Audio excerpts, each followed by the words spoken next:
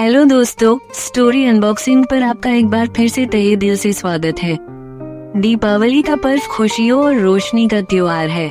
इस दिन माँ लक्ष्मी और गणेश जी की पूजा अर्चना की जाती है। वैसे तो हम माँ लक्ष्मी और भगवान गणेश की पूजा अलग अलग भी कर सकते हैं, पर हम इनकी पूजा एक साथ करते हैं। तो चलिए जानते हैं कि इनकी पूजा एक साथ क्यों की जाती है। तो और इंतजार न करते हुए माँ लक्ष्मी जी का नाम लेकर चलिए इस ज्ञानप्रद कथा को अनबॉक्स करते हैं। बहुत पुरानी बात है, एक बार एक वैरागी साधु को राजसुख भोगने की लालसा हुई। उसने सच्चे दिल से लक्ष्मी जी की आराधना की। उसकी आराधना से लक्ष्मी जी प्रसन्न हुई और उसे साक्षात दर्शन देकर वरदान दिया कि उसे उच्च पद और सम्मान प्राप्त होगा। दूसरे दिन वो वैरागी साधु राज दरबार में जा पहुंचा। वरदान मिलने के बाद उसे अभिमान हो गया। उसने जाते ही राजा को धक्का मारा, जिससे राजा का मुकुट नीचे गिर गया।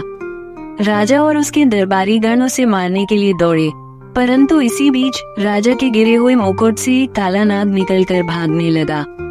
तब सभी चौंक गए और साधु को चमत्कारी समझकर उसकी जय जयकार करने लगे।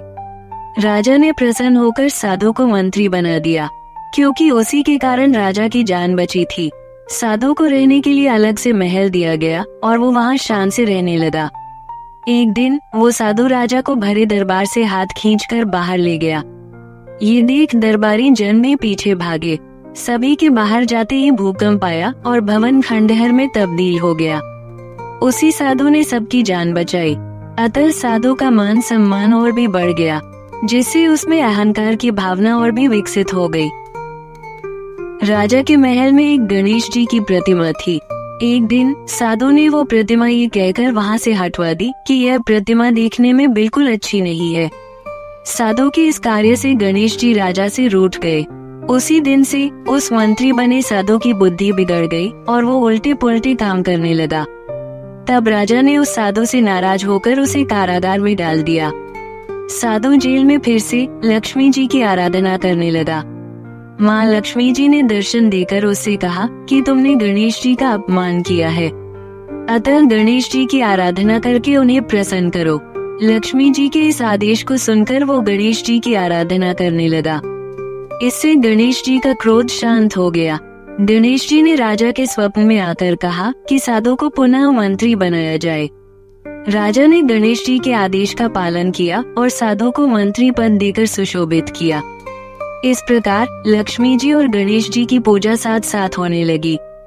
बुद्धि के देवता गणेश जी की भी उपासना लक्ष्मी जी के साथ अवश्य करनी चाहिए, क्योंकि यदि माँ लक्ष्मी जी आ भी जाए तो बुद्धि के उपयोग के बिना उन्हें रोक पाना मुश्किल है।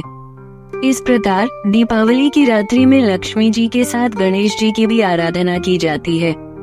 अगर आपको ये कहानी पसंद आई हो तो इसे लाइक और शेयर जरूर करें। और यदि आपको हमारे चैनल की और बहुत सारी ऐसी ही रोचक कहानियाँ सुननी है तो इसे सब्सक्राइब कर ले।